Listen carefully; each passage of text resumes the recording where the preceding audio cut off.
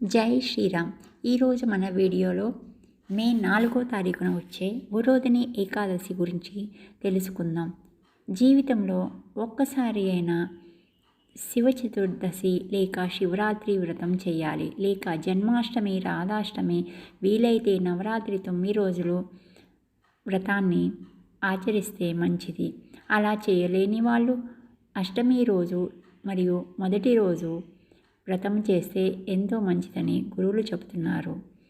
జీవితంలో ఒక్కసారైనా ఈ ఏకాదశి వ్రతం తప్పకుండా చేయాలి. వ్రతం అంటే ఉపవాసము, దేవునికి సమీపంగా ఉండటము మరియు శ్రీహరి కృప పొందడానికి ప్రతి వ్యక్తి ఏకాదశి వ్రతం చేయాలి. శివరాత్రి చేసిన, శివుణ్ణి పూజించిన ఏకాదశి వ్రతం చేయాలని పెద్దలు చెప్పారు. ప్రతి నెలలో 2 ఏకాదశులు వస్తాయి. 15 రోజులకు ఒకసారి వచ్చే ఏకాదశి ఒక నెలలో ఒకటి చేసిన వ్రత నియమాన్ని పాటించి ఒకసారి చేస్తే మన కోరికలు నెరవేరుతాయని కూడా చెప్తున్నారు. ఈ ఏకాదశి వ్రతాలలోకెల్లా అత్యంత ఉత్తమమైనది, శ్రేష్టమైనది, అత్యంత తపస్సు చేసిన ఫలితము అత్యంత శ్రేష్టమైనదిగా చెప్పబడుతున్నారు. ఈ వ్రతము చేయడం వల్ల మనకు పుణ్యఫలము, లోపల అంతర్గత శక్తి చాలా ఎక్కువగా వస్తాయి. ఎవరైతే మనస్ఫూర్తిగా చేస్తారో వారికి సకల కోరికలు నెరవేరుతాయి. ఆత్మజ్ఞానం కలుగుతుంది. సిద్ధియోగం, మోక్షయోగం లభిస్తాయి. ఎందుకంటే ఏకాదశి స్వయముగా భగవాను నారాయణుడి శరీరం నుండి ఉద్భవించింది మరియు నారాయణుడి నుండి వరం పొందింది. అందువలన ఎవరైతే ఈరోజు వ్రతం చేస్తారో శ్రీహరి యొక్క కృపాకటాక్షాలు తప్పకుండా కలుగుతాయని, ఏకాదశి వ్రతం చేయడం వల్ల మనకు వస్తాయని చెబుతున్నారు. ఖచ్చితంగా అందుకే ప్రతి 15 రోజులకి వచ్చే ఏకాదశి వ్రతం చేయాలి. శ్రీహరి కృప వేగంగా మన మీద పడుతుంది. యజ్ఞయాగాదులు, మోక్షము, భోగము చేసిన ఫలితం వస్తుంది. 2 రకాలుగా ఉపాసన చేసేవారు ఉంటారు. భగవానికి ప్రేమతో చేసేవారు జీవితంలో ఇహపర సుఖాలను శాశ్వతంగా ఉంచుకోగలుగుతారు. రెండవది మన కోరికలు నెరవేర్చుకోవడానికి చేసే వ్రతము. కానీ ఇది ఏమీ చేయలేని వాళ్ళకంటే కూడా ఉత్తమమైనది. ఒక సంవత్సరంలో 24 ఏకాదశులు వస్తాయి. ఈ ఏకాదశులు వారానికి, పక్షానికి ఒకసారి వచ్చే ఏకాదశి చేసిన ఒక సంకల్పంగా, నియమబద్ధంగా తీసుకొని చేయాలి.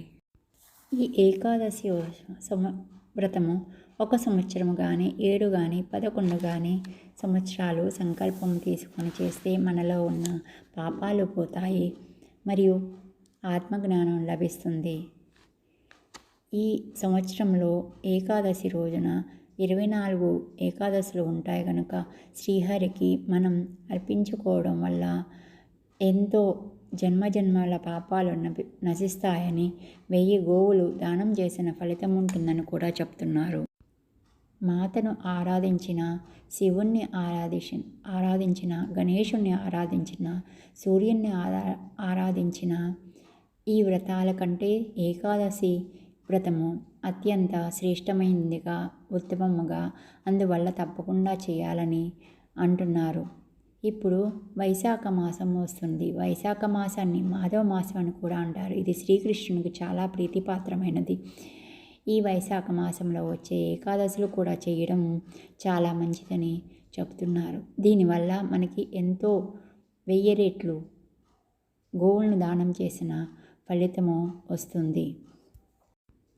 మే నెలలో 4వ తారీఖున ఈ ఏకాదశి వచ్చింది. అంటే 3వ తారీఖు శుక్రవారం సాయంత్రము దశమి నాడు అన్నము తినకుండా ఫలాహారం తీసుకోవాలి. శనివారం ఏకాదశి రోజు స్నానం చేసి దేవుడికి పూజ చేసి సంకల్పము తీసుకోవాలి. అన్నము తినకూడదు. ఉండలేని వాళ్ళు 1-2 సార్లు ఫలాహారం తీసుకోవచ్చు. పళ్ళు మొదలైనవి. మర్నాడు ద్వాదశి నాడు ఉదయం 5:30 నుండి 9:30 లోపు పారణ చేయాలి. అంటే వ్రతాన్ని ముగించాలి. ఆ రోజు స్నానం చేసి దేవునికి పూజ చేసి నైవేద్యం పెట్టి ఎవరికన్నా ఒకరికి భోజనము లేక బ్రాహ్మణుడికి దక్షిణ ఇచ్చి మనము ప్రసాదాన్ని స్వీకరించవచ్చు. ఇదేనండి ఏకాదశి వ్రతం యొక్క గొప్పతనము. మీకు కనుక ఈ వీడియో నచ్చినట్లయితే లైక్ చేయండి, సబ్స్క్రైబ్ చేయండి, కామెంట్ చేయండి, షేర్ చేయండి. పక్కనే ఉన్న బెల్ బటన్ ప్రెస్ చేయడం వల్ల నేను పెట్టే ప్రతి వీడియో మీకు నోటిఫికేషన్లో వస్తుంది. జై శ్రీరామ్, జై హింద్, జై భారత్. మరియు ఒక విన్నపము, ఈ ఏకాదశిని వరోధిని ఏకాదశి అని కూడా అంటారు.